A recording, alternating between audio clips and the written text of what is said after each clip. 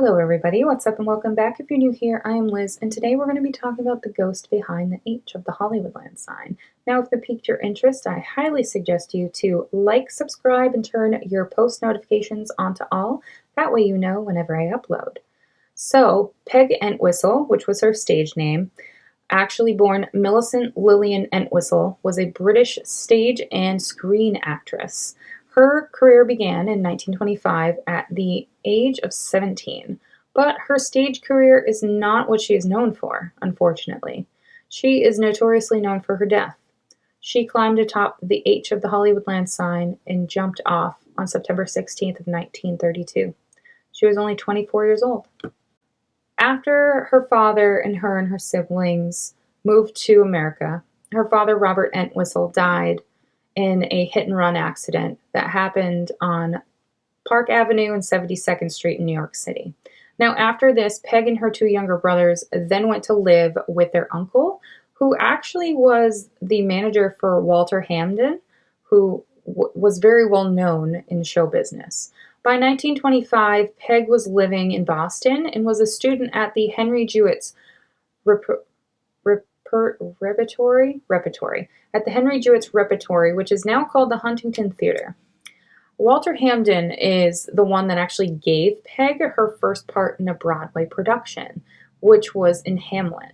He told her that she could have a walk-on part, and she carried the King's Train and brought in the notorious Poison Cup. When she was about 17, she was then cast as Hedvig in Henrik Ibsen's The Wild Duck. Now, fun fact, Bette Davis told her mother that she wanted to be exactly like Peg Entwistle when she grew up. Well, what Bette Davis didn't know is that Peg's life wouldn't be perfect forever. No, it would not. By 1926, Peg was recruited by the New York Theatres Guild, in which she had her first performance. That was in June of 1926, and this performance was of The Man from Toronto. This show ran for 28 performances at the Selwyn Theater.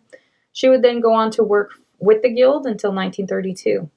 She would star in shows like Tommy, Sherlock Holmes, Alice Sit by the Fire, and The Strange Case of Miss Faulkner. While she played these roles, she wanted to feel more challenged, but she was often cast as a comedic part, or the more attractive part. She did go on to marry a fellow actor, Robert Keith, in April of 1927, but they would go on to divorce in May of 1929. See, he had lied to her about having been married prior, and that he actually was a father of Brian Keith, who of which would become an actor as he grew.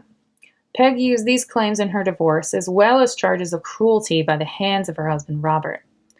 Now, her last show, Alice Sit by the Fire, debuted in early 1932, but it would have a very short run. Her co-star, Lorette Taylor, missed 2 evening performances due to her alcoholism, which was a common theme with stage actresses in this time. The show was then canceled after this. Obviously, in 1932, we have the Great Depression happening, but that didn't stop Peg. She then went to LA. She was cast in The Mad Hopes, which co-starred Billy Burke. This only ran for a few weeks at the Belasco Theater in downtown LA. And following this performance, Peg won her only credited film role in 13 Women with Radio Pictures, or as it's later known as, RKO. This movie premiered a month after her demise on October 14th of 1932 in New York City, and then it was released on the 11th of November of 1932 in Los Angeles.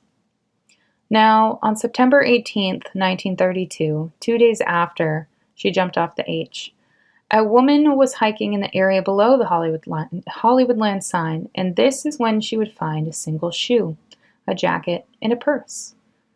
I believe she was probably looking in the purse to see who it belonged to, but instead she found a suicide note.